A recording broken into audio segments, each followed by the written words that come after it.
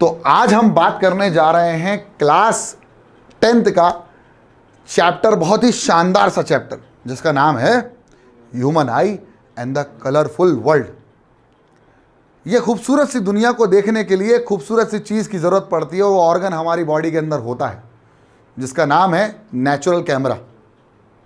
Natural camera, आजकल हर कोई smartphone इस्तेमाल कर रहा है और जैसे स्मार्टफोन में एक कैमरा होता है जो हर चीज़ कैप्चर करता है, ऐसे ही एक हमारे ईश्वर ने हमें एक नेचुरल कैमरा दिया है जो हर चीज़ को कैप्चर करके उसकी खूबसूरती को निहार के अंडरस्टैंडिंग लेवल पर लेके आता है। तो वही चैप्टर है आज जो हम पढ़ने जा रहे हैं, human I and the colourful world, lecture number 1। और आज हमारा मेन गोल, उद्देश्य, ऑब्जेक्टिव क्या होगा? वो होगा कि हम आज इंट्रोडक्शन टू ह्यूमन आई समझ लें कि ह्यूमन आई क्या होती है। फिर हम समझ लें डिफरेंट पार्ट्स ऑफ ह्यूमन आई, मतलब इस ह्यूमन आई के कौन कौन से क्या क्या पार्ट हैं। फिर हम बात कर लें function and working of human आई। और आज हम एक छोटी सी बात और करेंगे जिसका नाम है पावर ऑफ अकोमोडेशन। अब पावर ऑफ अकोमोडेशन क्या होता है इसको बाद में डिस्कस करेंगे। तो आज हमारी ये 4 से 5 टॉपिक है जिनको पुनीत सर कवर करने जा रहे हैं, जिसका नाम है human I and the colourful world. के अंदर ये पूरा वर्ल्ड समा जाता है। जब हम किसी चीज़ को ऑब्जर्व करते हैं, जब किसी चीज़ को देखते हैं, तो इस पूरे वर्ल्ड को ऑब्जर्व करते हैं, या जो भी हमारे आसपास चीज़ें होती हैं उन सबका ऑब्जर्वेशन होता है। किसके माध्यम से? आँखों के माध्यम से। और आँखें कोऑर्डिनेट करती हैं लाइट से। अगर आज लाइट नहीं हो तो आप किसी भी चीज़ को नहीं देख पाओ। ये खूबसूरत सी आँखें जो मैंने इसके अंदर डाली है, इसके अंदर भी एक वर्ल्ड है। अगर नज़र से देखें तो आपको आंखें दिखेंगी, लेकिन अगर नज़रिए से देखें तो किसी की आंखों में किसी की दुनिया दिखेगी। समझ में आ रही है कि एक की आंखों में किसी और की दुनिया दिख रही है। इसका मतलब यह है कि हमारी आंखें इस दुनिया को देख सकती हैं। हमारी आंखें इस दुनिया को देख सकती हैं, ऑब्जर्व कर सकती हैं। और इसीलिए ये चैप्टर साइंस के अंदर इंक्लूड किया गया। क्यों? क्योंकि साइंस का मतलब ही होता है ऑब्जर्व करना, एब्जॉर्व करना और अंडरस्टैंडिंग लेवल तक लेके आ जाना। तो आंखें क्या हैं? What is an I? Human आई क्या है? तो it is the most delicate and complicated natural wonderful world of light. मैंने बताया कि बिना लाइट के, बिना रोशनी के आंखों के अंदर या आंखों का होना या ना होना बात एक ही है। लेकिन अगर लाइट के साथ पूरी खूबसूरती आ जाए तो मज़ा आ जाता है और चीज़ें बहुत क्लियर कट दिखने लगती हैं। आज मैं बात करूंगा सबसे पहले आर्टिफिशियल कैमरे की।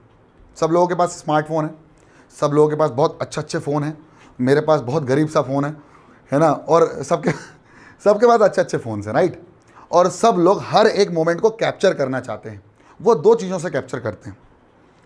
एक ऐसा मोमेंट जिसको तुम ज़्यादा दिनों तक याद करना चाहते हो, उसको तुम कैमरे से कैप्चर कर लेते हो।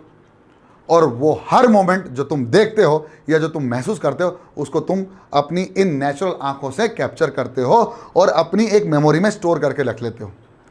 लेकिन ये जो नेचुरल कैमरे से तुमने जो कैप्चर किया है, उसको तुम तब इस्तेमाल करते हो जब तुमको ज़रूरत पड़े। लेकिन फ़ोन से तुम जो कैप्चर करते हो वो वाले मोमेंट है जिनको तुम कैप्चर करना चाहते हो। अब सर कंफ्यूज हो गए हम, पूरा हिला डाला आपने, क्या बोल कह रहे हो? मैं ये कह रहा हूँ कि जो कैमरा है, जो आर्टिफिशियल कैमरा, जो आर्टिफिशियल आई है, कैमरा क्या है? Artificial eye. सेम काम हमारी आंखें भी करती हैं। एक स्मार्टफोन के अंदर जो कैमरा होता है ना, वो भी हर एक चीज़ को ऑब्जर्व करके क्या करता है? प्रोसेस करके क्या करता है? उसकी इमेज फॉर्म करके एक मेमोरी के अंदर स्टोर करता है। जैसे हमारी आंखें उस इमेज को या फिर उस ऑब्जेक्ट को देखकर उसकी इमेज बनाती हैं और हमारे माइंड में, ब्रेन में, हमारी मेमोरी के अंदर स्टोर कर देती हैं। लेकिन अब क्या होता है, जैसे ये आज तुम क्लास में आए हो, आज तुम क्लास अटेंड कर रहे हो, मेरी बात समझना। ये क्लास जो है वो तुम्हारे लिए स्पेशल है या नहीं है? लेकिन हर कोई स्मार्टफोन लगा के तो नहीं लग रहा। लेकिन अगर मेरी जगह सचिन तेंदुलकर क्लास ले रहे होते तो तुम्हारे लिए वो स्पेशल क्लास हो जाती है और मूवमेंट स्पेशल हो जाता है और तुम अपने स्मार्टफोन से उस चीज़ को कैप्चर करना चाहते। एक तो तुमने कर लिया दिमाग में, लेकिन दूसरों को शो ऑफ करना भी तो जरूरी है ना डियर। अरे सचिन से पढ़ा था मैंने या विराट कोहली से पढ़ा था, अरे वो बहुत अच्छा पढ़ाते। तो ये चीज़ें हैं। हालांकि मेरा एग्जाम्पल सही नहीं था। हम बात करते हैं श्री एच सी वर्मा जी की। एच सी वर्मा, हरीशचंद्र वर्मा जी, फिजिक्स के ज्ञाता। अगर वो पढ़ाने आते तो तुम कैप्चर भी करते। अब तुमने नहीं बोला तब भी मैं कैप्चर कर रहा हूँ, इसकी रिकॉर्डिंग कर रहा हूँ। क्यों? क्योंकि बहुत सारे बच्चे जो एब्सेंट भी होंगे। तो ये जो आर्टिफिशियल आई है आपके सामने, ये जो आंखें हैं, ये नेचुरल आई है, दोनों का काम बिल्कुल सिंक्रोनाइज में लेवल पे चलता है और दोनों सेम लेवल पर काम करते हैं और सेम तरीके से काम करते हैं। बस ये है एक बायोलॉजिकल लेवल पे है और यह ह्यूमन इंटेलिजेंस पर है। हमने इसको समझकर इसको बनाया है, ना कि इसको समझकर इसको समझ रहे हैं। मेरी बात समझना, इसको समझ के इसको नहीं समझ रहे हैं, इसको समझाए तब जाके कैमरा बना, ठीक है। तो बहुत कॉम्प्लिकेटेड है, बहुत अलग तरीके की चीज़ है। आंखें क्या है, एक बहुत कॉम्प्लिकेटेड लेवल पर काम करती है। इसको आसान बनाने के लिए आज मैं लेके आ गया हूँ लेक्चर, बिल्कुल ध्यान से देखना। तो आपके सामने एक डायग्राम दिख रहा होगा जिसमें एक स्ट्रक्चर दिख रहा है और this is the systematic diagram of a human I. Human आई की बात कर रहा हूँ, एक स्वस्थ आंखों की बात कर रहा हूँ मैं। अभी मैं स्वस्थ आंखों की बात कर रहा हूँ, अगले लेक्चर में डिफेक्ट्स की बात करूँगा कि किसी को चश्मा लग जाता है, किसी की आंखें कमज़ोर हो जाती हैं, वो चश्मा नहीं लगाता तो ऐसे देखता है ना। मेरे पापा की आंखें कमज़ोर हो गई थी आफ्टर गैस कांड इन भोपाल, तो उनको चश्मा लग गया, उन्होंने नहीं लगाया था बहुत दिनों तक, तो वो उनको प्रॉब्लम हो रही थी, ठीक है। तो यही चीज़ है। तो हमारी ये ह्यूमन आई का एक स्ट्रक्चर है। ये एक, अगर देखा जाए, इसका स्ट्रक्चर बिल्कुल स्फेरिकल शेप का है। कैसा है? स्फेरिकल शेप का है, ठीक है। अब इसको शुरू करने से पहले मैं एक चीज़ पर थोड़ा सा फोकस करना चाहता हूँ। वो फोकस ये है, थोड़े से एग्जाम्पल है मेरे पास। क्या आप सभी लोगों ने बहुत ज़्यादा रोशनी में कभी काम किया है? बहुत ज़्यादा रोशनी में। तो आप जब बहुत ज़्यादा रोशनी में काम करते हैं तो आप कोशिश करते हैं कि आप कैप पहन लें, या धूप में जा रहे हैं तो आप कैप पहन लें, या हाथ ऐसे लगा लेते हैं, या शेड्स लगा लेते हैं, चश्मा लगा लेते हैं। वो क्यों लगाते हैं? क्योंकि आप ज़्यादा से ज़्यादा कोशिश करते हो कि लाइट कम से कम हमारी आंखों में आए ताकि हमें प्रॉपर दिखे। या ऐसा भी हो सकता है कि आप एक अंधेरे में काम कर रहे हैं जहाँ पर आपको ज़्यादा से ज़्यादा लाइट चाहिए, तो आप अपनी आंखें बड़ी कर लेते हैं। जैसे आपके घरों में रात में लाइट चली जाती है तो आपकी आंखें एकदम सडनली बड़ी हो जाती है और आपको कुछ नहीं दिखता। लेकिन धीरे धीरे धीरे धीरे धीरे धीरे थोड़े समय बाद लाइट प्रॉपर हमारी आंखों में आना शुरू हो जाती है और हमें प्रॉपर अंधेरे में भी दिखने लगता है, थोड़े बहुत उजाले में। मैं बात कर रहा हूँ उस समय जब थोड़ा बहुत उजाला होता है, बिल्कुल अंधेरा होगा तो कुछ नहीं दिखेगा, मतलब आंखें होना या ना होना सब बात बराबर होगी। लेकिन मैं बात कर रहा हूं जब रात में लाइट चली जाए और सडनली 1 सेकंड के तुम्हें ऐसा लगता है कि अंधे हो गए, अब कुछ नहीं दिख रहा, लेकिन 2 सेकंड 2 मिनट बाद आपकी आंखें कुछ सेल्फ एडजस्टमेंट करती हैं, जिसकी वजह से आपको उस अंधेरे में भी प्रॉपर थोड़ा बहुत दिखने लगता है। इसको बोलते हैं नाइट मोड ऑन कैमरे के अंदर। लेकिन हमारे इस कैमरे के अंदर क्या होगा? तो इस कैमरे के अंदर जो चीज़ हो रही है ना, वो सब मैं आज तुमको इस लेक्चर में समझाने जा रहा हूं, ठीक है। तो हमारी जो ह्यूमन आई है वो एक स्फेरिकल शेप का ऑर्गन है जो बहुत कॉम्प्लिकेटेड है। शुरुआत होती है इसके बहुत इंपॉर्टेंट पार्ट से, जिसका नाम है स्क्लेरा। सबसे इंपॉर्टेंट पार्ट, आपको आपकी आंखों में वाइट जो हिस्सा दिखता है उसको बोलते हैं स्क्लेरा। ये जो वाइट हिस्सा है, ये जो वाइट पार्ट है, इसको हम बोलते हैं स्क्लेरा, ठीक है। यहां से शुरुआत होती है और इसके बाद शुरू होता है कॉर्निया का खेल। तो हमारा स्क्लेरा के बाद आता है कॉर्निया। अब कॉर्निया क्या होता है? एक फ्रंट ट्रांसपेरेंट पार्ट होता है जो कि स्क्लेरा के आगे लगा रहता है, जिससे लाइट क्या करती है? एंटर करती है और ज़्यादा से ज़्यादा रिफ्रैक्शन होता है लाइट का। अभी मैं बताने वाला हूं आपको, जैसे आपने क्रिकेटर्स को देखा होगा, जब क्रिकेट खेलते हैं वो लोग, क्रिकेटर्स क्रिकेट खेलते हैं ना, तो जब वो ड्रेसिंग रूम से बाहर आते हैं ना, तो वो कोशिश करते हैं वो ज़्यादा से ज़्यादा रोशनी को देखें, जिससे ज़्यादा से ज़्यादा लाइट उनके अंदर आए और कुछ एक पार्ट है लाइट का जो वो थोड़ा सा खुल जाए या कम हो जाए, जिसकी वजह से उनको प्रॉपर दिखना शुरू हो जाता है। सेम चीज़ आप उजाले से अंधेरे में जाओगे तो आपको बहुत कम दिखता है, क्योंकि हमारी आंखों के अंदर कुछ ऐसा पार्ट होता है जो अपने आप को सिकोड़ लेता है या एक्सपैंड कर लेता है, जिसकी वजह से लाइट हमारी आंखों के अंदर एंटर करती है और उससे हमें विजन की प्राप्ति होती है। तो क्या है? Light enter I through the cornea. Cornea के अंदर लाइट एंटर करती है, लेकिन अभी बहुत सारे पार्ट्स हैं जिस पर हम वर्क करने वाले हैं। इसके बाद आता है इरिस। अब आप बोलोगे सर इरिस कहाँ है? तो इरिस यहां पर है भाई। आप अगर इस आई में देखें तो सबसे पहले स्क्लेरा, फिर आया कॉर्निया, और कॉर्निया के बाद ये जो पार्ट होता है इसको बोलते हैं इरिस। ये लिरिस लिख दिया लेकिन ये इरिस है, ठीक है। तो इरिस के अंदर एक डार्क मस्कुलर टिश्यू होता है जो कि रिंग लाइक स्ट्रक्चर होता है बिहाइंड कॉर्निया। कॉर्निया के जस्ट बाद जो उसको हम क्या कहा जाता है, जिसको हम क्या बोलते हैं, iris. The colour of iris actually indicate the colour of eye. जैसे किसी की नीली आंखें होती, भूरी आंखें होती, काली आंखें होती, तो वो आंखों पे बहुत सारे गाने बने बॉलीवुड में, ठीक है। वो आंखों को देख के नहीं, इरिस को देख के करते, क्योंकि इरिस क्या करता है, कलर डिसाइड करता है आंखों का, ठीक है। The iris also helps to regulate and adjust the exposure of the adjustment of iris. अब देखो ये जो एक्सपोजर हो रहा है ना बाहर, इसको कंट्रोल कौन करता है, इरिस, कि भाई लाइट कम चाहिए, ये ज़्यादा चाहिए। जैसे कैमरे में आप जब उजाले में फोटो खींचोगे तो लाइट एक्सपोजर कम हो जाता है, लेकिन वहीं जब आप अंधेरे में आते हैं तो एक्सपोजर बढ़ जाता है और लाइट ज़्यादा से ज़्यादा कैप्चर करने लगता है कैमरा। हमारा जो ये जो आंखें हैं ना, ये एक्चुअली नेचुरल कैमरा है। अब कैमरे से आप ज़्यादा कनेक्ट कर पा रहे हो क्योंकि हमने आंखों को देखकर ही कैमरा बनाया है, ठीक है। इसके बाद बात करते हैं प्यूपल की, जो कि कंट्रोल करता है कि कितनी लाइट जाएगी। तो a small opening in the iris is known as pupil. The size is controlled with in the help of iris. It controls the amount of light entering. वो कॉन्ट्रैक्ट और एक्सपैंड करता है, जिसकी वजह से लाइट का कंट्रोल बाहर से अंदर की तरफ होता है, ठीक है। अभी वर्किंग समझेंगे, अभी धीरे धीरे हर एक पार्ट को समझ रहे हैं। इसके बाद आता है क्रिस्टलाइन लेंस। आपको पता है लेंस होता है हमारी आंखों में, जिसको बोलते हैं कॉन्वेक्स लेंस। क्या होता है, कौन सा लेंस होता है, कॉन्वेक्स लेंस। इस कॉन्वेक्स लेंस की फोकल लेंथ को भी चेंज करना पड़ता है।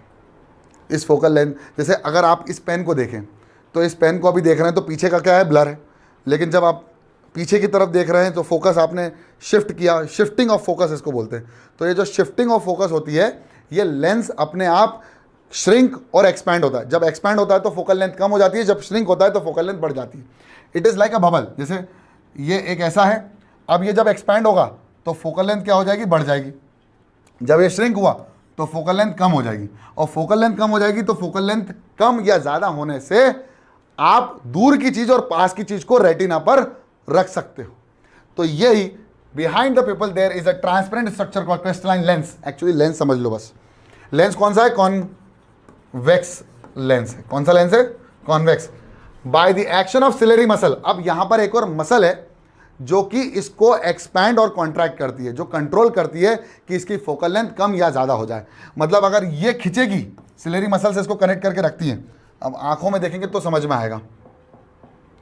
यहां पर ये जो सिलेरी मसल्स हैं, देखो आप, ये जो सिलेरी मसल्स हैं यहां पर, ये इसको खींचकर रखती हैं, जिसकी वजह से ये लेंस या तो एक्सपैंड होता है, तो क्या होता है, फोकल लेंथ कम बढ़ जाती है, और जब कॉन्ट्रैक्ट होता है तो क्या हो जाती है, फोकल लेंथ क्या हो जाती है, कम हो जाती है, जिसकी वजह से ये अपने आप को एडजस्ट करके रेटिना पर इसकी क्या बना सकता है, इमेज बना सकता है, ठीक है। सिलेरी बॉडी मसल्स ये। चलो नेक्स्ट, यस, डाउट। आई का डायग्राम क्लियर नहीं है, कोई दिक्कत नहीं, मैं समझा दूंगा, तुम्हें दे दूंगा मैं। सर नहीं, मतलब कैमरा शायद क्या क्या प्रॉब्लम है, लाइट ज़्यादा आ रही है। अरे भाई वो क्या है, एक्चुअली जूम का प्रॉब्लम है, चिंता मत करो, ठीक है। नेक्स्ट है the iris also help to regulate. अच्छा ये तो हो गया। नेक्स्ट है, हाँ, ये फोकस, रेटिना पर लाइट जाती है और it becomes thinner to the focus of the distance object and become thicker on the focus to the nearby object. जो पास में होते हैं उसके लिए वो क्या होता है, अपने फोकल लेंथ कम कर लेता है, जो दूर होते हैं उसके लिए फोकल लेंथ बढ़ा लेता है, और सिलेरी मसल्स के माध्यम से ही ये काम हो सकता है। मतलब फोकस जो एडजस्ट होता है, जैसे मैंने इसको देखा तो अभी मेरा फोकस क्या हुआ, एडजस्ट हुआ, और ये पास में आ गया।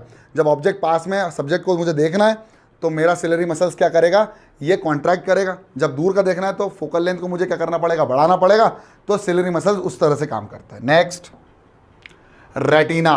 अब आपको सबको पता है कि कोई भी इमेज को देखने के लिए या तो इमेज का किसी स्क्रीन पर गिरना बहुत ज़रूरी है। तो हमारी आँखों में, अब मैं थोड़ी सी अगर आँखें कोशिश करूं बनाने की, ध्यान से देखना, तो हमारी आँखों में एक स्क्रीन टाइप होती है। ये हमारा हो गया ये, और ये हमारी प्रिंसिपल एक्सिस हो गई, ये हमारा ऑब्जेक्ट हो गया। तो ये यहाँ से लाइट रे जाती है और यहाँ पर हमारी इमेज बनती है।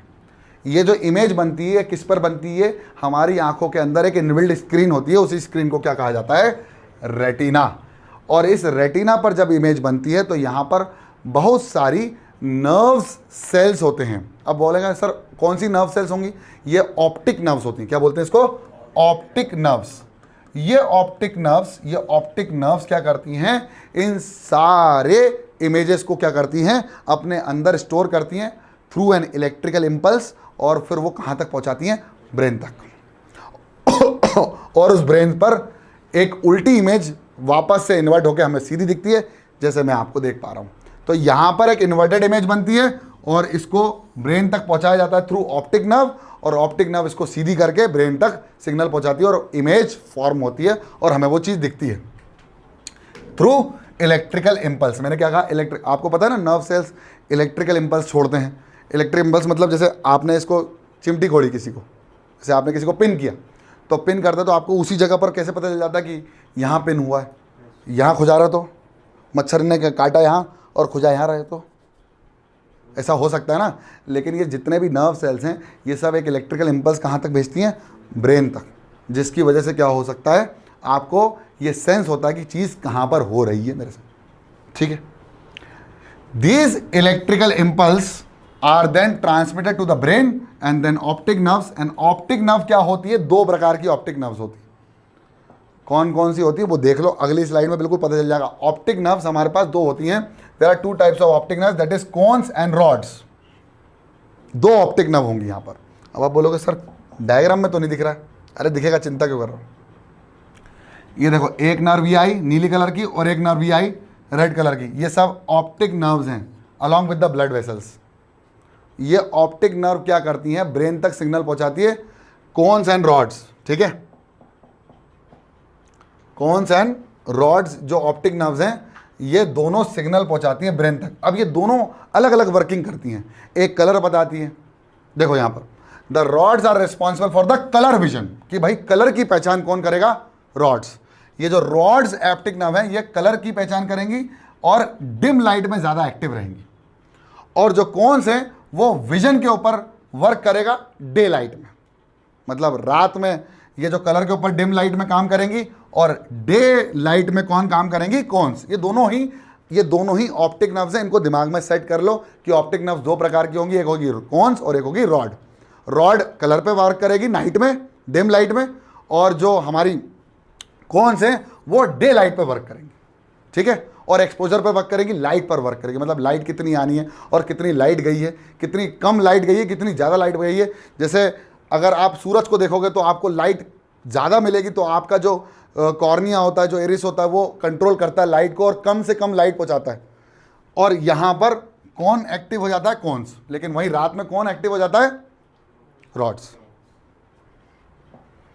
अब बात करते हैं बहुत इंपॉर्टेंट की, जो इस पूरे खेल में कहीं छुप जाता है। कभी कभी हमको कोई इमेज नहीं दिखती है तो उसका रीज़न है ब्लाइंड स्पॉट। हमारी आंखों के अंदर एक ब्लाइंड स्पॉट होता है जहाँ पर कोई नर्व्स नहीं होती, यानी कोई ऑप्टिक नर्व्स नहीं होती, जिसकी वजह से वहाँ पर हमको अगर उस पॉइंट पर, उस रेटिना पर के स्क्रीन पर अगर हमको वहाँ पर इमेज बन जाए तो वो इमेज कभी भी ब्रेन तक सिग्नल नहीं पहुँचा सकती, और इसलिए वहाँ पर कोई ऑप्टिक नर्व ना होने के कारण वहाँ कुछ भी नहीं दिखता। इसलिए उसको क्या बोलते हैं? Blind spot. क्या लिखा हुआ है? At the junction of optic nerve, जहाँ पर ऑप्टिक नर्व है, there are no sensory nerve cells. वहाँ पर कोई जंक्शन, मतलब जहाँ पर ये रेटिना, जो ऑप्टिक नर्व मिल रही हैं दोनों, वहाँ पर रेटिना और ऑप्टिक नर्व के बीच में कोई नर्व नहीं है, जिसकी वजह से एक जंक्शन क्रिएट हो रहा है और जहाँ पर कोई सिग्नल नहीं पहुँच सकता। So no vision is possible at that point is known as blind spot. So there is a blind spot. अब ब्लाइंड स्पॉट कहाँ होगा तो हमें देखना पड़ेगा डायग्राम में। तो यहाँ पर भाई ब्लाइंड स्पॉट होगा। ठीक है, रेटिना के अंदर यहाँ पर एक ब्लाइंड स्पॉट होता है, जिसकी वजह से इस पॉइंट पर कोई भी इमेज फॉर्म हो हमको वो चीज़ नहीं दिखेगी। कभी होता ना आंखों के सामने अंधेरा छा जाता है अबे वो ऐसा नहीं है, लेकिन ठीक है, इस पॉइंट पर कोई इमेज नहीं दिखती। नेक्स्ट है वर्किंग ऑफ आई। अब ये बहुत इंपॉर्टेंट है, इसके बाद फिर मैं आपको बता दूंगा कि आपको लिखना है। वर्किंग ऑफ आई मैंने क्या बताया कि भाई लाइट एंटर करेगी हमारी आंखों में, कंट्रोल कौन करेगा? कॉर्निया करेगा, प्यूपल करेगा, इरिस करेगा, सिलेरी मसल्स उसको फोकस को एडजस्ट करेंगी, और स्क्रीन पर क्या बनेगी? इमेज। रेटिना उसको ट्रांसफर करेगा थ्रू ऑप्टिक नर्व, और ऑप्टिक नर्व ब्रेन तक सिग्नल पहुंचाएगा थ्रू एन इलेक्ट्रिकल इंपल्स, और जिससे क्या बन जाएगी? इमेज। ये दिमाग में सेट हो गया? अब देख वही लिखा हुआ है, the human I is like a camera, जो मैंने आपको सबसे पहले बताया कि ह्यूमन आई एक आर्टिफिशियल कैमरा है, इसलिए हम कैमरे से समझ रहे हैं आई को, हालांकि आई को समझ के कैमरा बनाया गया है, लेकिन तब भी हम क्या समझ रहे हैं? कैमरे से आई को, आंखों को समझ रहे हैं। तो it's lens system forms an image on the light sensitive screen called retina. Light enters the I through a thin membrane called cornea. मैंने स्टार्टिंग में बताया था कि कॉर्निया होता है, स्क्लेरा होता है उसके पहले।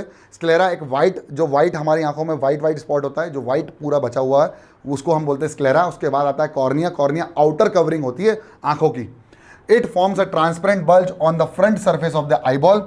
The eyeball is approximately spherical, मैंने बताया ना कि स्फेरिकल शेप की होती है, विद द डायमीटर ऑफ 2.3। स्वस्थ आंखों की बात कर रहा हूं मैं। डायमीटर कितना है? 2.3 centimetre. The most of the refraction of the light rays enter the I occurs the outer surface of the cornea. Cornea से ही सबसे ज्यादा लाइट बाहर आती है और रिफ्रैक्शन होता है। इसके बाद है द क्रिस्टलाइन लेंस। अब ये क्रिस्टलाइन लेंस क्या है? एक प्रॉपर लेंस है जो कि क्रिस्टल फॉर्म में है, मतलब उसकी फोकल लेंथ उसको एक्सपैंड और उसको कॉन्ट्रैक्ट करके ही चेंज हो सकती है। ठीक है। Provide the finer adjustment to the focal length. Focal length adjust होती है जिस तरह से आप फोकस को शिफ्ट करते हो। आप अभी पेन को देख रहे हो, फिर उसको देख रहे हो, तो ये ब्लर और पीछे वाला फोकस में आ गया। अब इसको जब फोकस पे देखोगे तो पीछे वाला ब्लर हो जाएगा और ये वाला फोकस में आ जाएगा। तो ये फोकस शिफ्टिंग हो रही है because of focal length change होना। और फोकल लेंथ चेंज किसकी वजह से हो रही है? सिलेरी मसल्स की वजह से। तो देखो, required to focus object different distances on the retina. We find that structure called behind cornea. Iris is a dark muscular diaphragm that controls the size of pupil. और pupil का size control करने से light जितनी enter हो रही है, मतलब pupil size बढ़ाता है और कम करता है। आपने मुन्ना भाई MBBS देखी है? उसमें वो आनंद भाई के रोशनी डालते हैं आंखों में, तो वो पुतलियां कम हो जाती हैं, सिकुड़ जाती हैं। रोशनी ज़्यादा आती है तो पुतलियां सिकुड़ जाती हैं, रोशनी कम होती है तो पुतली बढ़ जाती है। अब पुतली घर में नहीं जाना है, ठीक है। तो वो एक्चुअली में क्या है? प्यूपिल, जो अपने साइज को डिक्रीज और इंक्रीज करता है। जब इंक्रीज करेगा तो लाइट ज़्यादा आंखों के अंदर जाएगी, जब डिक्रीज करेगा तो लाइट कम एंटर करेगी। तो डिक्रीज कहाँ करेगा? जब रोशनी ज़्यादा होगी। एग्जाम्पल मुन्ना भाई MBBS आनंद भाई वाला सीन, ठीक है। तो वो प्यूपिल है जो अपने साइज को कम या बढ़ा देता है। जब बढ़ेगा तो राइट ज़्यादा जाएगी, यानी अंधेरे में आपकी आंखें बड़ी हो जाती हैं, और जब आप रोशनी में निकलेंगे तो आंखें छोटी और प्यूपिल का साइज भी छोटा। चलो हो गया, इतना क्लियर है। The pupil regulate and control the amount of light entering the eye. समझ में आ गया? The eye lens forms an inverted image. मैंने बताया ना, उल्टी इमेज बनती है, फिर प्रोसेसिंग होती है और सीधी इमेज बन जाती है। प्रोसेसिंग कौन करता है? ब्रेन। ऑप्टिक नर्व प्रोसेस करता है। वो प्रोसेस कैसे होता है? बिल्कुल ध्यान मत देना।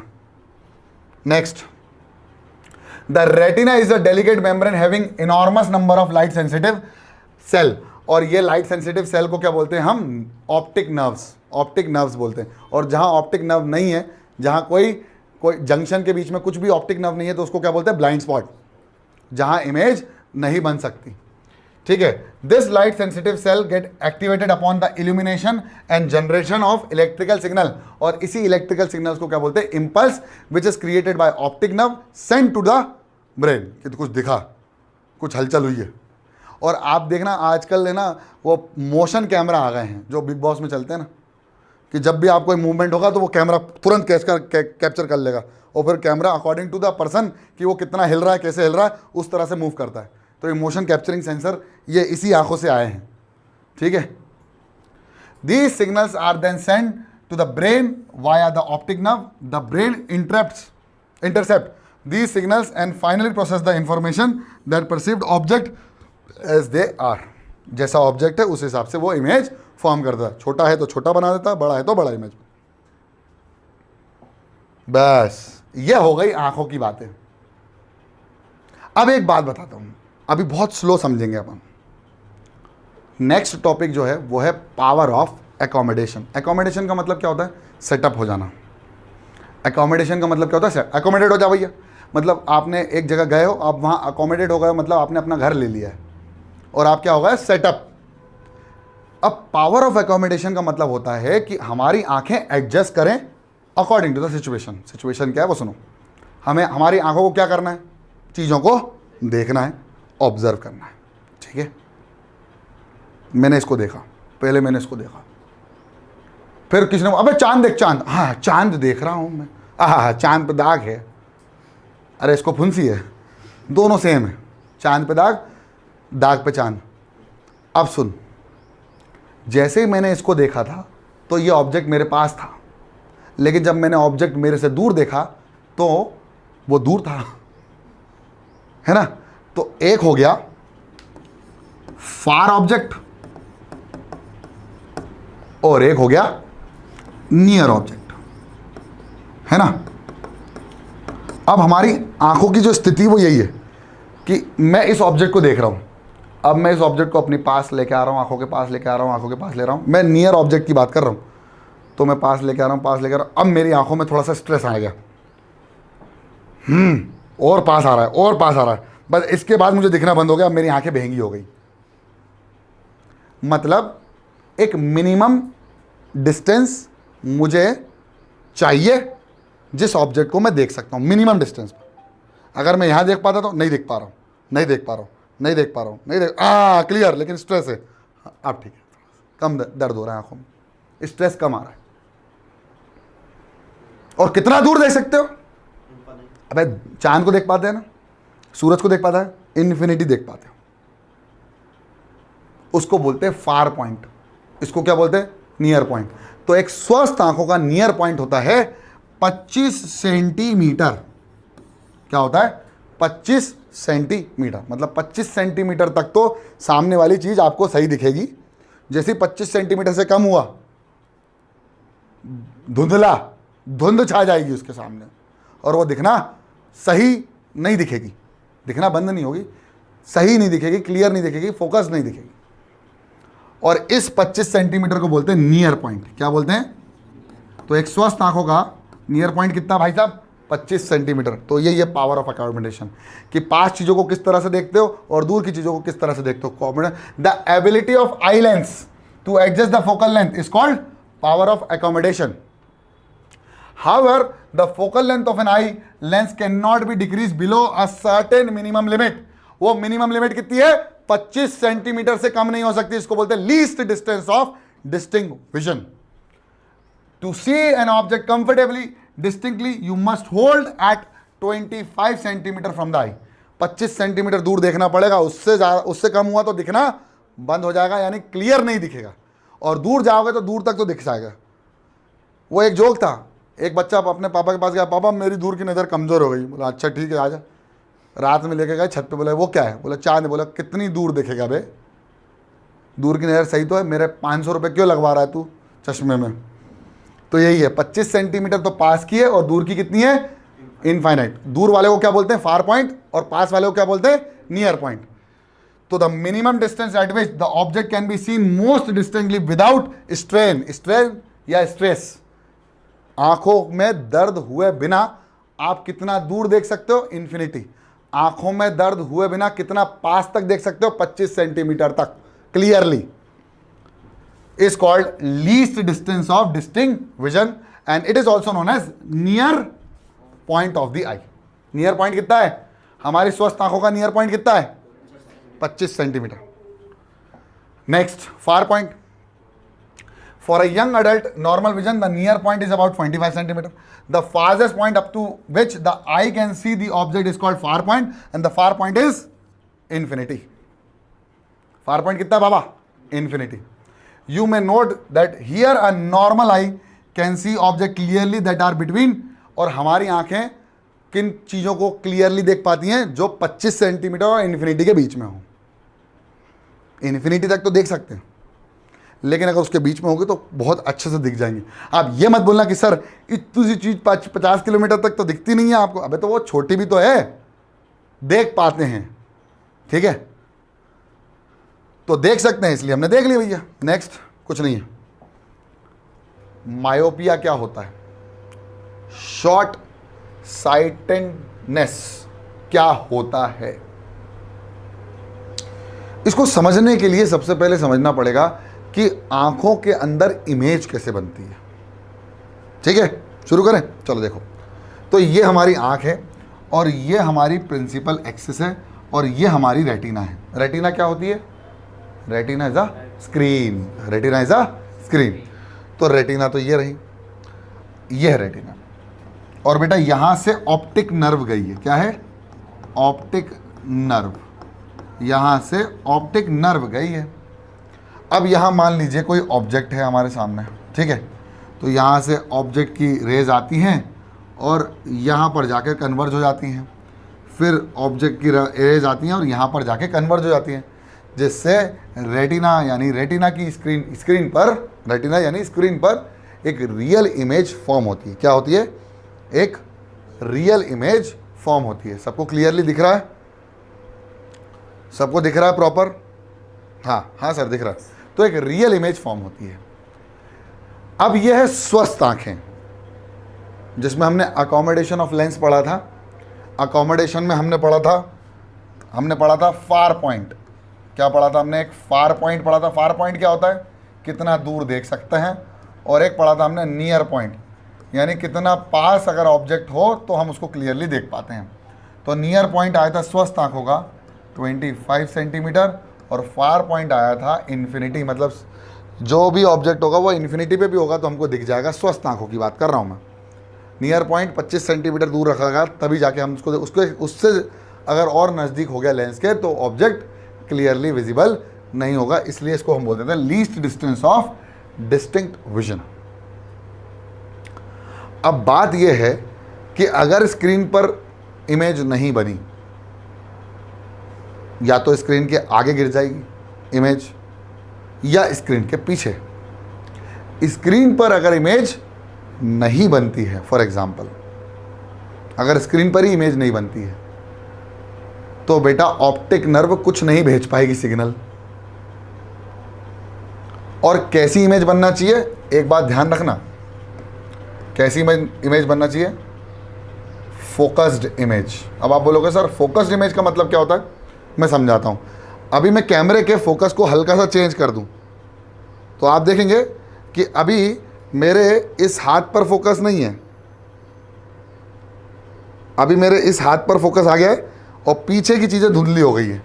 यानी मेरा फोकस इस बोर्ड से हटकर इस बोर्ड, अब आपको पूरा धुंधला दिख रहा होगा, मैं दिख रहा है कि नहीं? मतलब अभी ऑब्जेक्ट फोकस इस बोर्ड पर नहीं इस हाथ पर कर रहा है। अब देखो यहाँ पर प्रॉपर ये हाथ दिख रहा है ना, लेकिन मैं नहीं दिख रहा भाई, क्योंकि ऑब्जेक्ट जो है वो दूर चला गया है और हमारी आंखों का जो फोकस है वो कहाँ पर है? किसी एक पॉइंट पर आकर गिर गया है। अगर मुझे इसके फोकस को सेट करना है तो कैमरे का तो मैं फोकस बहुत आसानी से कर लूँगा सेट। ये मैंने कर दिया। अब आपको प्रॉपरली बोर्ड पर फोकस दिख रहा होगा और उस हाथ पर अब फोकस नहीं मिलेगा। तो अगर आप हाथ को क्लियरली देखना चाहोगे ना तो आपको नहीं दिखेगा, क्योंकि अब फोकस कहाँ हो गया है? इस पर्टिकुलर जगह पर हो गया है। तो इसको हम बोलते हैं सेट फोकस, या हमने खुद इसको मैनुअल फोकस किया है। हमारी आंखें ऐसा काम नहीं करती हैं। हमारी आंखों का फोकस निरंतर चेंज होता रहता है, जिसकी वजह से हम अपने ऑब्जेक्ट को, सिलेरी मसल्स क्या करती थी? सिलेरी मसल्स अपने आप को एडजस्ट करती थी, खींचती थी, लेंस को खींचती थी, कंप्रेस करती थी, खींचती थी, कंप्रेस करती थी, जिसकी वजह से उसका फोकल लेंथ चेंज होता था और फोकल लेंथ चेंज होने की वजह से फोकस उसका चेंज होता रहता था। अगर ऑब्जेक्ट है दूर है तो उसको हमेशा स्क्रीन पर गिरना है, तो फोकल लेंथ चेंज होने की वजह से ऑब्जेक्ट चाहे कितनी भी दूर हो उसकी इमेज हमेशा कहाँ बनती थी? रेटिना पर ही बनती थी। यानी distance of image from the screen, यानी मैं कहूं अगर इमेज बना दिया और आई बॉल से या लेंस से स्क्रीन का डिस्टेंस तो फिक्स है, लेकिन ऑब्जेक्ट दूर या पास हो सकता है। तो अभी मैंने क्या किया था? फोकस को चेंज कर दिया, तो ऑब्जेक्ट इमेज जो है वो प्रॉपरली नहीं बन पा रही जहां बननी चाहिए। तो यही प्रॉब्लम हो रही थी हमारी आंखों में भी हो गई। अब क्या हुई वो सुनो। तो हुई है कि आई ने क्या किया, एक पर्टिकुलर डिस्टेंस के बाद देखना बंद कर दिया। मैंने क्या बताया था अभी कि ऑब्जेक्ट यहीं तक दिख रहा है, इसके बाद उसको नहीं दिख रहा है। मेरी बात समझ में आ रही थी कि ऑब्जेक्ट एक पर्टिकुलर डिस्टेंस, ये आंखों से इधर इसके पास आएगा तो चलेगा, लेकिन एक पर्टिकुलर डिस्टेंस के बाद दिखना उसको बंद हो गया। मैंने अभी आपको आंखों में करके इसे कैमरे में करके दिखाया ना कि अगर मैंने फोकस को एक फिक्स पॉइंट पर यहाँ पर कर दिया तो उसके बाद उसको दिखना बंद हो गया, चाहे कितनी भी सिलेरी मसल्स अपनी तगड़ी मेहनत लगा ले, चाहे कितना भी वर्क कर ले सिलेरी मसल्स फोकस को एडजस्ट करने की, लेकिन एक पर्टिकुलर पॉइंट पर के बाद उसको दिखना बंद हो जाए। It means that far point जो है वो इन्फिनिटी से खसक कर कहाँ आ गया है, थोड़ा आगे आ गया है। फार पॉइंट क्या था, इन्फिनिटी, यानी सबसे दूर तक हम देख सकते हैं, लेकिन अब फार पॉइंट दूर नहीं हो गया, अब फाइनाइट डिस्टेंस पर आ गया है। इसका मतलब the defect eye has shifted from the finite distance to the finite distance. का मतलब कि जो फार पॉइंट था वो जो इन्फिनिटी हुआ करता था अब वो फाइनाइट डिस्टेंस हो गया है। मतलब भैया कोई ऑब्जेक्ट अगर इससे दूर चले गया तो मुझे कछु नहीं दिखेगा, लेकिन इसके अंदर अंदर है तो मुझे प्रॉपरली दिखेगा। तो हो कैसे रहा होगा वो देखो। मान लीजिए ये हमारी आंखें हैं, अब मैं यहाँ पर थोड़ा सा लेंस का शेप देने वाला हूँ, ठीक, ये लेंस बना दिया, ये लेंस बना दिया। अब यहाँ से कोई ऑब्जेक्ट यहाँ पर बैठा हुआ है, उसकी इमेज कन्वर्ज होकर कहाँ गिरनी चाहिए, कन्वर्ज होकर रेटिना पे गिरना चाहिए, लेकिन आप देखोगे कि पहले गिर जा रही है। इमेज जो कन्वर्ज हुई हैं, रिफ्रैक्टेड रेस कन्वर्ज हुई हैं, वो पहले ही कन्वर्ज हो गई हैं, रेटिना तक तो पहुंच ही नहीं पाई। अब जब कन्वर्ज ही पहले हो गई तो फोकस रेटिना पर नहीं आएगा और एक शार्प इमेज रेटिना पे नहीं बनेगी। सही बोल रहा हूं? और अगर शार्प इमेज रेटिना पे नहीं बनेगी तो आपको प्रॉपरली नहीं दिखेगा, जिस तरह अभी नहीं दिख रहा था। अभी ऑनलाइन वालों को नहीं दिख रहा था, ऑफलाइन वालों को तो दिख रहा है क्योंकि उनकी आंखें ठीक हैं, लेकिन मैंने उनकी आंखें किसको बनाई हैं, कैमरे को। तो मैंने कैमरे के ही फोकस को चेंज कर दिया तो इनकी भी आंखें खराब हो गई। मतलब अगर स्वस्थ आंखों में खराब चश्मा या नंबर वाला चश्मा पहन लो तो आंखें खराब हो जाएंगी, और ख़राब आंखों में अगर सही करेक्टेड लेंस पहन लिया तो आंखें सही हो जाएंगी। यानी सही करने का तरीका वही है, स्पेक्स लगाना। लेकिन ख़राब क्या हुआ है, ख़राब यह हुआ है कि जो फार पॉइंट था, जो इन्फिनिटी है, वो अब कहीं आगे आके खसक गया है, जिसकी वजह से इमेज जो बन रही है दूर वाली, जो भी ऑब्जेक्ट है जो दूर वाली, वो पहले ही इमेज इंटरसेक्ट कर रही है, रिफ्रैक्टेड रेज इंटरसेक्ट कर रही हैं, और जहाँ रिफ्रैक्टेड रेज इंटरसेक्ट कर जाती हैं वहीं इमेज बनती है। और इमेज कहाँ बनना चाहिए, रेटिना पर, लेकिन बन नहीं पा रही है, फोकस्ड नहीं बन पा रही है, फुल्ली शार्प इमेज नहीं बन पा रही है, जिसकी वजह से प्रॉब्लम हो रही है। ये क्यों प्रॉब्लम हुई? क्योंकि इस लेंस ने अपने फोकल लेंथ को अपने आप ही चेंज कर लिया। हमें ज़रूरत नहीं थी लेकिन चेंज कर लिया। क्यों? फोकल लेंथ बढ़ाया है, कम कर दिया। भाई फोकस कहाँ होना चाहिए, यहाँ होना चाहिए, और कम कर लिया, यानी फोकल लेंथ कम हो गया है। इसका मतलब यह है कि कन्वर्जिंग पावर बढ़ गई है। इसका मतलब यह है कि कन्वर्जिंग पावर क्या हो गई है, इंक्रीज हो गई। कन्वर्ज ज़्यादा कर दिया, पहले ही इमेज बना किया। भाई देखो ना, अगर फोकल लेंथ कम हुआ तो इमेज दूर बनेगी, और अगर फोकल लेंथ बढ़ गया, सॉरी फोकल लेंथ कम हो गया तो इमेज यहीं बन जाएगी, और अगर फोकल लेंथ बढ़ गया तो इमेज दूर बनेगी। हमको एक फिक्स पॉइंट पर बनानी है जहाँ हमारी स्क्रीन है। अब इसने फोकल लेंथ कम कर ली, यानी पावर बढ़ गई, यानी कन्वर्जिंग पावर इंक्रीज हो गई। और अगर कन्वर्जिंग पावर इंक्रीज हो गई, इसका मतलब इमेज पहले ही बन जाएगी, रेटिना पर तक पहुंचेगी नहीं। तो यहां पर हमको धुंधला दिखेगा। पास की चीज ठीक लगेगी लेकिन दूर की चीज दिक्कत करेगी। अब आप बोलोगे सर इसका नाम शॉर्ट साइटेडनेस क्यों है? शॉर्ट साइटेडनेस का मतलब होता है कि ये कम हो गया, डिस्टेंस शॉर्ट कर दिया इसने, इसलिए इसका नाम शॉर्ट। अब हमको लगता है बाबा हमारे पास की नज़र कमज़ोर है तो हमारा शॉर्ट साइटेडनेस हो गया। अबे नहीं बे ये नहीं होता, ठीक है। वो ये डिस्टेंस कम हो जाता है, लेंस से इमेज का जहाँ बन रही है वो कम हो जाता है, वो रेटिना पर नहीं रहता है, और ये कम हो गया यानी शॉर्ट हो गया। इसका मतलब दूर की चीज़ नहीं दिख रही, यानी हमें विजन किस में प्रॉब्लम आ रही है, जो दूर है, क्योंकि हमारा फार पॉइंट क्या हो गया है, अब इन्फिनिटी से खसक कर कहां आ गया, पास आ गया। तो रीजन क्या है? It is because the image of the distance become object is formed in front of the retina. अब रेटिना के पहले ही इमेज बन गई है, इसलिए हमको क्या हो रहा है, ये प्रॉब्लम आ रही है जो मैं समझा चुका हूं। अब क्या है, सिम्टम्स तो समझ में आ गया, रीजन तो समझ में आ गया, कॉज क्या है इसका, मतलब रीजन क्या था, रीजन कि भाई हमें धुंधली क्यों दिख रही है इमेज, तो इसलिए क्योंकि रेटिना पर नहीं बन रही है, पहले ही बन रही है, ठीक, दूर ऑब्जेक्ट की। अब वो कह रहा भाई इसका कॉज क्या हो सकता है, तो बोल रहा है भाई लेंस जो है वो थिकर हो गया। अब सोच, लेंस अगर थिनर है तो फोकल लेंथ कैसा है, ज़्यादा, पावर हो गया कम। अगर थिकर हो गया तो ये मोटा हो गया, यानी पावर हो गया बढ़ गया, और कन्वर्ज ज़्यादा होगा। यहाँ कन्वर्ज कम होगा, यहाँ कन्वर्ज ज़्यादा है। तो अगर थिकर हो गया, लेंस मोटा हो गया, तो पावर बढ़ जाएगा, फोकल लेंथ कम हो जाएगा, जिसकी वजह से हमारी आँखों को शॉर्ट साइटेडनेस हो जाएगा, फोकस शिफ्ट होके पास आ गया है और दूर की चीज़ों के लिए हुआ है। अब एक और चीज़ हो सकती है कि आई बॉल एलोंगेटेड हो जाए, बढ़ जाए, तो इससे भी यही रीज़न होगा। अब इसको करेक्ट कैसे किया जा सकता है, सोचो, अगर मेरा एक लेंस है ऑलरेडी, जो मेरे पास एक नेचुरल लेंस है जिसका फोकल लेंथ कम हो गया है, यानी कन्वर्जिंग पावर बढ़ गई है, तो मुझे इसको आगे की तरफ से डाइवर्जिंग पावर बढ़ाना पड़ेगी, ताकि ये जो फोकस हो रहा था अब शिफ्ट, वो उधर हो जाए और जहां हमारी स्क्रीन है। तो हमें आगे चश्मा कौन सा पहनना पड़ेगा, तो हमें एक लेंस पहनना पड़ेगा करेक्ट करने के लिए, करेक्टिव लेंस पहनना पड़ेगा, जिसका नाम है कॉनकेव लेंस। तो इसको करेक्ट करने का तरीका केवल एक ही है कि कन्वर्ज को डाइवर्ज कर दो। अरे कन्वर्ज हो रहा है तो उसके आगे डाइवर्ज लगा दो, ताकि कन्वर्जिंग पावर कम हो जाए। काटता है ना भाई, ये कन्वर्ज कर रहा है, ये डाइवर्ज कर रहा है, तो दोनों एक दूसरे को काटेंगे, अल्टीमेटली स्क्रीन पर गिर जाएगी इमेज।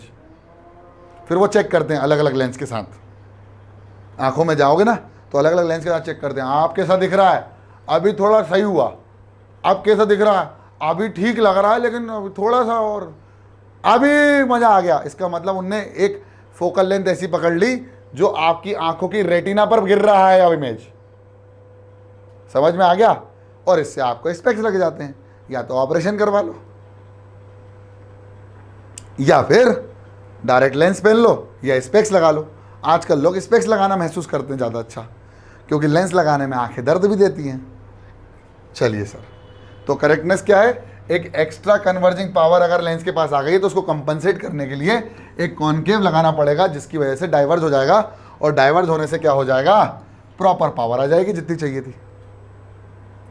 यानी अब करेक्ट करने के लिए हमारी आंखों के आगे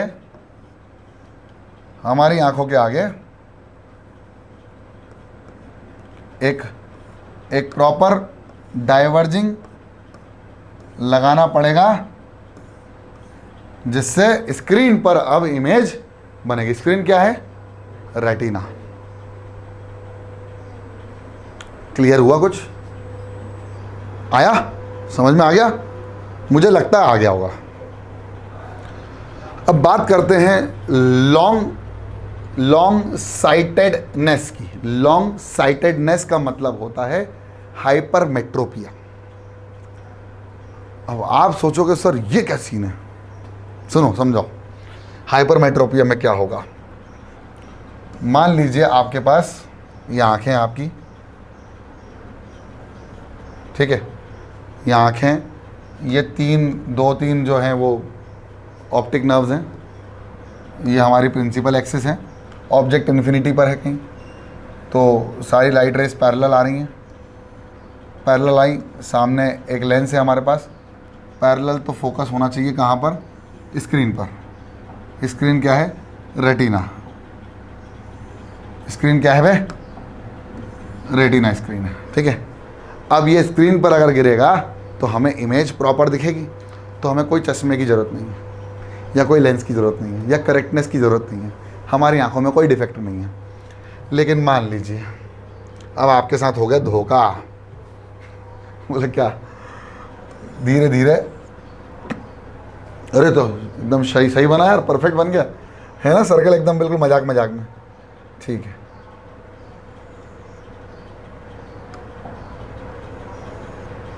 हाँ सर, एक नंबर, एकदम आंखें बनाई हैं आपने, बटन नहीं बनाया आज। ठीक है, अब यहाँ पर हमारे पास वही लेंस है। कौन सा लेंस है? कॉन्वेक्स लेंस है। ये हमारी सिलेरी मसल्स आ गई। आगे हमारा कॉर्निया हो गया, इरिस हो गया, प्यूपिल हो गया, सब हो गया आगे, लेंस के आगे ही होगा। और फिर स्क्लेरा भी हो गया। ठीक है, ये हमारा कॉन्केव है और ये रेटिना है। तो यहाँ पर हमारी 3-4 ऑप्टिक नर्व आ गई। ठीक है, जो ये ब्रेन से कनेक्टेड है। हमारी आंखें आई बॉल है एक्चुअली। हमें ऐसा लगता है कि हमारी आंखें सिर्फ इतनी कर्व है, पूरी कर्व होती है अंदर तक। किसी की आंखें बाहर निकाल के देख लेना, एक बार निकालना है, फिर आंखें निकाल के गोटियाँ मत खेलने लगना, क्योंकि मेरा नाम क्राइम मास्टर गोगो नहीं है। ठीक है, अब ऑब्जेक्ट कहीं है इन्फिनिटी पर। अब सारी लाइट रेस पैरेलल आ रही, तो सबसे पहले प्रिंसिपल एक्सिस बना देता हूँ। हाँ सर, तो ये हो गई पैरेलल से, ये हो गई पैरेलल से। तो कहाँ गिरना चाहिए? फोकस पर गिरना चाहिए। फोकस क्या होगा? रेटिना। भाई साहब, अब प्रॉब्लम ये होगी कि ये फोकस कहीं शिफ्ट हो गया पीछे की तरफ, और अब हो यह रहा है कि जो इमेज फॉर्म हो रही है, जो इमेज फॉर्म हो रही है वो रेटिना के पीछे। मतलब अब मैं यहां आगे खड़ा हूं तो मैं तो धुंधला हो गया, पीछे बन रहा है भाई बलिया। मतलब मैं अगर आगे खड़ा हो जाऊं तो तुम्हें पीछे का प्रॉपर दिखेगा, मेरा प्रॉब्लम हो गया।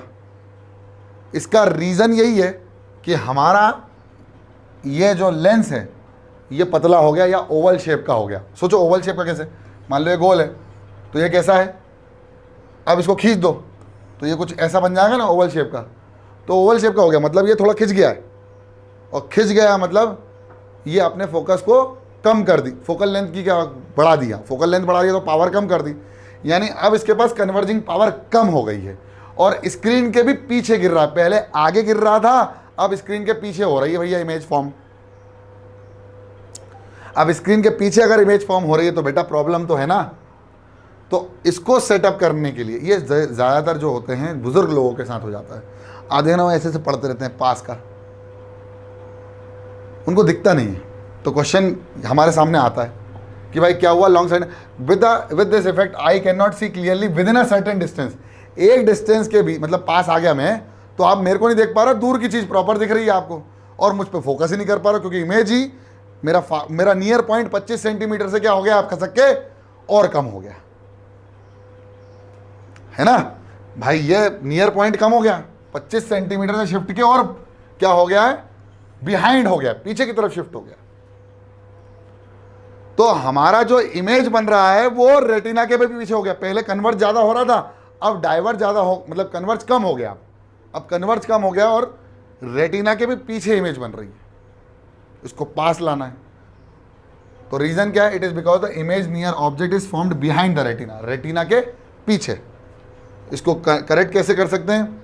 द आई लेंस में भी थिनर, मैंने क्या बताया था कि आई लेंस पतला हो गया है, पतला हो गया है, ओवल है क्या, and that the normal eye lens the, हाँ ये लिखो, लिखा हुआ है ओवल, द आई बॉल में be oval, distance between lens and retina become less than that of normal eye. अब इमेज प्रॉपर जगह नहीं बनेगी तो प्रॉपर दिखेगी भी नहीं। तो पास की नज़र कमजोर हो गई तो लॉन्ग साइटेडनेस। अब बोलोगे लॉन्ग क्यों है? अबे लॉन्ग इसलिए क्योंकि फोकल लेंथ बढ़ गई है। शॉर्ट क्यों है? क्योंकि शॉर्ट फोकल लेंथ कम हो गई तो फोकस पहले ही हो गया। यहाँ लॉन्ग इसलिए क्योंकि फोकल लेंथ बढ़ गई, यानी पास का दिखना कमजोर हो गया, नियर पॉइंट और कम हो गया। ठीक है, तो अब यहां से सीन शुरू हुआ कि ये पैरेलल है और फोकस इधर हो रहा है, फोकस को और पहले आना चाहिए था, मतलब और कन्वर्ज होना है। तो हम आगे लेंस पहन लेंगे, कौन सा? कन्वर्जिंग। और कन्वर्जिंग कौन सा होता है? कॉन्वेक्स। अब जिससे ये ऐसे गई और ये यहाँ पर जाके लाइट रेस क्या हो जाएंगी, कन्वर्ज, जो इसको करेक्ट कर देगी। तो सामने वाला बैठा है, अब उससे पास की चीज़ें पढ़वा रहा है, नहीं पढ़ पा रहा है, लेंस डाला नहीं पढ़ पा रहा है, लेंस डाला। देखना जो बुज़ुर्ग होते हैं, जो उनकी एज हो जाती है, वो एक लेंस इस्तेमाल करते हैं जिसका नाम है magnifying lens. Magnifying lens actually convex होता है, जो डिक्शनरी छोटे छोटे अक्षरों को पढ़ने के लिए इस्तेमाल किया था, पास वाले बड़ा करने के लिए, क्योंकि उनकी इमेज रेटिना के भी पीछे गिर रही होती है। ठीक है, मोटे मोटे चश्मे लगे रहते हैं उनको। हाँ बेटा आ गया तू, उसमें भी फिर देख के पूछते हैं, हाँ पास आने के बाद हाँ अब ठीक है। मतलब और कुछ लोग हैं ना बहुत पास से पढ़ते किताब, क्योंकि वो 25 सेंटीमीटर का और कम हो जाता है। ठीक है, तो इसको करेक्ट करने का तरीका क्या है, कॉज तो ये समझ में आ ही गया सर। करेक्टनेस है deficiency of the converging power. तो जब कन्वर्जिंग पावर कम है तो कन्वर्जिंग पावर दे दो, तो चश्मा कौन सा लगा लेंगे, कन्वर्जिंग। और चश्मा अगर कन्वर्जिंग लग गया तो कन्वर्जिंग पावर बढ़ जाएगी, यानी रेटिना पे स्क्रीन पर इमेज फॉर्म हो जाएगी। Compensating by using a convex यानी कन्वर्जिंग लेंस, और फोकल लेंथ क्या हो जाएगी, कम, फोकल लेंथ कम हो जाएगी तो हमारी कन्वर्जिंग पावर बढ़ जाएगी। क्योंकि आपको पता ही है पिछले लेक्चर्स में हमने पढ़ा है, जो हमने पिछले रिफ्रैक्शन वाले चैप्टर में, लाइट रिफ्लेक्शन रिफ्रैक्शन की पावर जो होती है वो फोकल लेंथ के इन्वर्सली प्रोपोर्शनल होती है। फोकल लेंथ कम कर दो पावर बढ़ जाएगी, फोकल लेंथ कम कर दो पावर बढ़ जाएगी। हाँ जैसे देखो इसकी फोकल लेंथ ज़्यादा कम है तो पावर ज़्यादा है, जो मोटा चश्मा बोलते ना, और इसकी पावर तो ज़्यादा है, मोटा चश्मा पहनता है। और अगर पावर कम करनी है तो फोकल लेंथ बढ़ा दो, यानी पतला चश्मा। और आज हमारा सबसे मेन जो टॉपिक होगा वो होगा प्रेस बायोपिक या प्रेस बायोपिया क्या होता है। तो यार इसका सिंपल सा एक उदाहरण है, आ जाओ बेटे। इसका एक सिंपल सा उदाहरण है कि आपने देखा होगा कि आपके घरों में जो बुज़ुर्ग हैं, हमारे जो दादा दादी हैं, आपके जो नाना नानी हैं, दादा दादी हैं, उनकी एज बाय एज धीरे धीरे आँखों की रोशनी नहीं, आँखों में एक प्रॉब्लम होने लगती है। उनको है ना पास का नियर ऑब्जेक्ट्स दिखते नहीं हैं, पढ़ने में भी प्रॉब्लम होती है। तो ये जो पावर ऑफ अकोमोडेशन ऑफ आई है वो धीरे धीरे डिक्रीज होता जाता है। पावर ऑफ अकोमोडेशन का मतलब क्या था, बताया था ना मैंने, कि फोकस करना, किसी ऑब्जेक्ट पर फोकस करना, या दूर का हो या पास का हो, दूर का हो या पास का हो, दूर का हो या पास का हो, दूर का हो, फोकस करने में, जल्दी फोकस करने में प्रॉब्लम होती है। और फिर देखो जब भी कभी देखना आप है ना, जब आंखों टेस्ट करवाने जाते हैं तो आपको एक आंख से बोला जाता है कि देखो, तो वो एक आंख से आपको प्रॉपर नहीं दिखता और आप परेशान होते हो और आप अपनी आंखों में स्ट्रेस डाल के उसको देखने की कोशिश करते हो कि हाँ, क्योंकि हमारी दोनों आंखें जब खुली रहती है तो अकोमोडेशन अलग होता है, अलग आंख, एक आंख का अलग होता है, एक आंख का अलग होगा। जब दोनों आंख से आप देखना किसी दूर की चीज़ को पढ़ने की कोशिश करना, एक आंख से आपको आंखों में स्ट्रेस देना पड़ेगा, तब जाके आप उसको प्रॉपर्ली पढ़ पाओगे। लेकिन जब दोनों आंखें खुली रहेंगी तो आप उसको प्रॉपर्ली ईजिली रीड कर पाओगे, अगर आपकी आंखें स्वस्थ हैं तो इसी को बोलते हैं पावर ऑफ अकोमोडेशन। तो वो फोकस करने का ही तो अकोमोडेशन है। हमने इस पर तुरंत फोकस कर लिया, इस पर, अब हम एक आंख से इस पर तुरंत फोकस नहीं कर पा रहे, हमें समय लग रहा है इसको क्लियरली देखने के लिए, ठीक है ना। तो इसी को बोलते हैं, अब यही प्रॉब्लम दोनों आंखों से हमारे बुजुर्गों को होती है जैसे जैसे उनकी एज बढ़ती जाती है, और उनकी एजिंग के साथ साथ उनकी जो पावर ऑफ अकोमोडेशन है वो भी कम होती जाती है, और धीरे धीरे उनका नियर पॉइंट जो होता है वो दूर चला जाता है, और उनको पास का पढ़ने की थोड़ी सी प्रॉब्लम होती चली जाती है। And they find it difficult to see nearby object comfortably and distinctly without corrective eye lens. और इसी प्रॉब्लम को क्या कहा जाता है, प्रेस बायोपिया। क्या कहा जाता है, प्रेस बायोपिया। मायोपिया और हाइपरमेट्रोपिया से एक और नई चीज़ जो कि उम्र के साथ चेंज होता है। ऐसे अगर नॉर्मल किसी व्यक्ति को उम्र के साथ ना हो, और जैसे मैं अभी थोड़े दिन मेरी तबीयत ख़राब हो गई थी तो मैं डॉक्टर के पास गया, भाई डर लगता है ना एकदम कहीं मर मुरा ना जाए तो मैं डॉक्टर के पास गया, मैंने कहा मेरे को पसीना आया, एकदम घबराहट हुई। तो उनने मेरा ब्लड प्रेशर मेजर किया, तो जब ब्लड प्रेशर मेजर किया तो उन्होंने कहा आपका तो बढ़ा हुआ है, शूट हो रहा है, एक सेकंड में देख लूँ ये क्लियरली है कि नहीं, ये प्रॉपर फोकस आ रहा है कि नहीं, हाँ आ रहा है। तो मेरा जब ब्लड प्रेशर जब उनने मेजर किया तो उनको पता चला कि भाई मेरा ब्लड प्रेशर शूट हो रहा है, 140 150 हो रहा था, लोअर वाला होना चाहिए 90, है ना, हायर वाला 120 होना चाहिए और लोअर वाला 90 कुछ होना चाहिए। मेरा 140-50 जा रहा है, 190 पे तो नस फट जाती दिमाग की। तो उन्होंने कहा आप ज़्यादा स्ट्रेस ले रहे हो क्या, मैंने कहा हाँ ले रहे हैं। तो उन्होंने कहा स्ट्रेस लेना बंद कर दो। मैंने कहा ऐसे कैसे हो सकता है, मेरे साथ इतने सारे बच्चे जुड़े हुए हैं, उनका स्ट्रेस तो मैंने ले रखा है ना। तो मैं डर गया, मैं घबरा गया। फिर उन्होंने कहा आपकी उम्र कितनी है, आप उम्र में तो कम लग रहे हो, 25 26 से ऊपर लग रहे हो। मैंने कहा हाँ मेरी 29 उम्र है। तो उन्होंने कहा ठीक है, उम्र के साथ ये ज़्यादा है, लेकिन अगर यही उम्र मेरी होती 45 तो मेरा जो 140 130 जो होता है ना नॉर्मल ब्लड प्रेशर, वो नॉर्मल के था। लेकिन अभी जो उम्र है उसमें ब्लड प्रेशर इतना ज़्यादा नहीं होना चाहिए, तो वो थोड़ी सी प्रॉब्लम वाली बात है। तो उम्र के साथ जो चीज़ जैसी है वैसी होना चाहिए, बट प्रॉब्लम ये हो रही थी कि मेरे साथ मेरी उम्र के हिसाब से मेरा ब्लड प्रेशर ज़्यादा था। वहीं अगर मेरी उम्र उसी समय उस ब्लड प्रेशर के मेजरमेंट में अगर 45 होती तो वो नॉर्मल ब्लड प्रेशर कहलाता है, 45 एज वाला। तो वही है, जब एजिंग के साथ आंखों में प्रॉब्लम हो रही है तो यहाँ पर डिफेक्ट दूसरा हो गया है, वही पास का नहीं दिख रहा तो हाइपरमेट्रोपिया बोल दें या मायोपिया बोल दें, दूर का नहीं दिख रहा, लेकिन भाई साहब उसको प्रेस बायोपिया बोला है। समझ में आ गया? बस नाम का फ़र्क है, क्योंकि वहाँ उम्र का फ़र्क है, यहाँ किसी भी उम्र में हो रहा है। एक नॉर्मल एज में तो प्रॉब्लम हो रही है, छोटे छोटे बच्चों को तो आंखों में चश्मा लग गया है, दांत खबड़े हो गए एकदम, बिल्कुल काले कट हो गए, एकदम काले भिलन दांत हो गए, लोग चॉकलेट इतनी खाते हैं, है ना? ठीक है, तो ये होता प्रेस। अब एक और है जिसका नाम है एस्टिग्मेशन, एक्सटिमिगेशन। अब इसको सिंपल सा एक अर्थ समझो कि जब आप कुछ वर्टिकल और हॉरिजॉन्टल लाइंस बनाते हैं और आप जब इनको देखते हैं तो आपको ये प्रॉपर स्ट्रेट नहीं दिखती हैं और इनको देखने में प्रॉब्लम होती है, यानी आप वर्टिकल और हॉरिजॉन्टल लाइन का फ़र्क नहीं बता पाते। तो ये जो होती है इसको बोलते हैं astigmatism. A person suffering from defect can not simultaneously focus on both horizontal and vertical, मतलब हॉरिजॉन्टल और वर्टिकल लाइंस पर फोकस नहीं कर पाता है सामने वाला एक साथ, तो इसको बोलते हैं एस्टिग्मेशन। समझ में आ गया? ठीक है, तो ये होता क्यों है?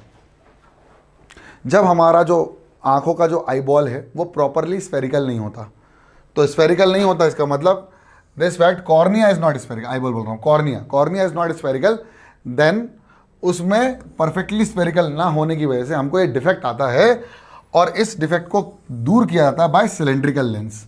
सिलेंड्रिकल लेंस का इस्तेमाल करते हैं, जैसे वो ऐसे कुछ होता है, ठीक है, कुछ ऐसा लेंस होता है, सिलेंड्रिकल होता है, लेकिन वो मतलब सिलेंडर समझते हो ना, अबे ये होता है, ये सिलेंड्रिकल, तो सिलेंड्रिकल टाइप होता है, क्यूबिकल और सिलेंड्रिकल के बीच में होता है, थोड़ा कर्व रहता है, मतलब क्यूबॉइड बना दो, ठीक है।